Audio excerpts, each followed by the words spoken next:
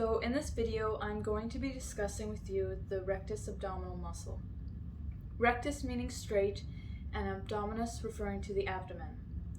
There are 4 muscle groups that make up the abdominal wall, starting with the anterior medial portion of the abdomen. There is the rectus abdominis,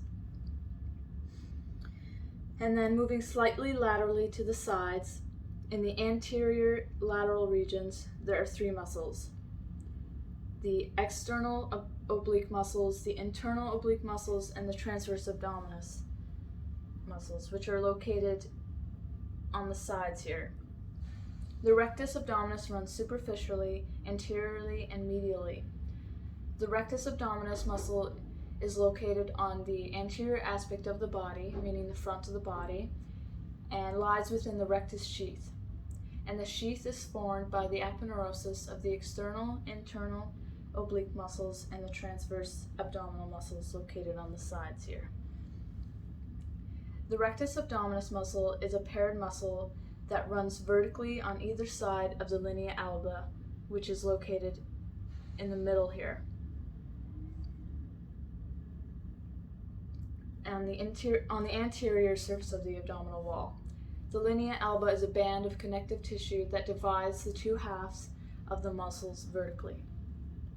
The linea semilunaris separate the lateral edges of the muscles from the external oblique and internal oblique muscles that lie on the lateral sides or lateral surface of the anterior abdominal wall. So the lines here separating the muscles from each other.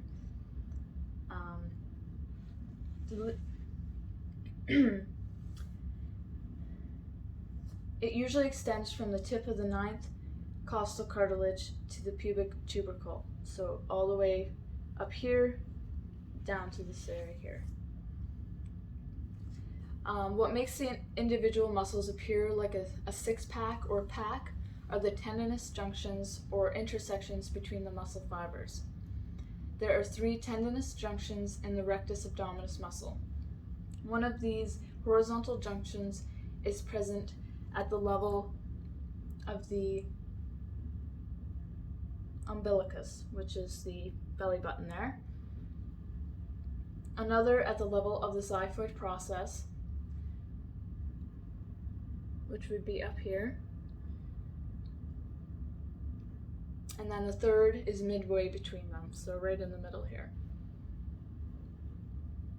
These fibrous bands divide the muscles into segments, resulting in the term we most often hear used called 6-pack, but in actuality it's an 8-pack, which 2, 3, 4, and then 8.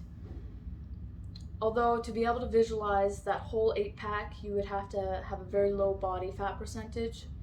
That would probably be unhealthy for you. You can see most of it in people who are very lean, such as cast members on the Survivor show towards the end of the season, such as Tony here. You can see here in the beginning of the show, he's at a healthy weight with good body fat percentage, but by the end of the season, you can see he has become very lean, and you can clearly see the outline of the rectus abdominis and the 8-pack. So moving on to the origin and insertion sites.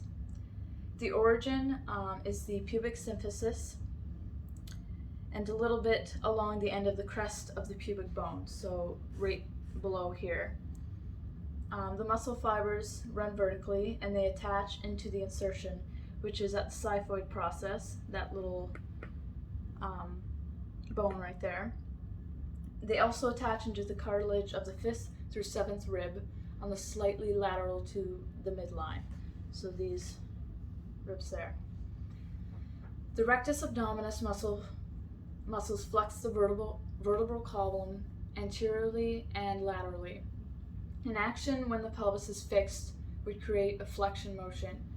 And you can see that in this action in one of my drawings here where the model's flexing forward. Working together with other abdominal muscles, it also increases the intra-abdominal pressure, which has an important function in processes such as forced breathing, labor, like child labor, vomiting, defecation, and micturition. Micturition being urination. The rectus abdominis also stabilizes and controls the tilt of the pelvis, also known as antellordosis. That concludes my video on the rectus abdominis muscle, and how it plays a role in breathing, labor, vomiting, defecation, urination.